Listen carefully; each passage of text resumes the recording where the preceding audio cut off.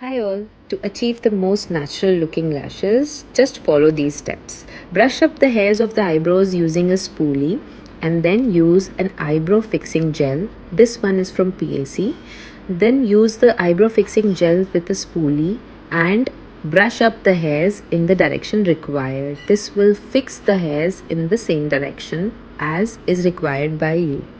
Then using an eyebrow definer powder, this is from PAC. It's a very good powder as it comes in various shades, so you can use the particular shade according to the density of the hairs and then fill in the gaps which are there in the eyebrows. Just brush it up using a angular eyebrow brush, and if required use a spoolie again. Use the steps and see how natural looking perfect eyebrows you'll achieve.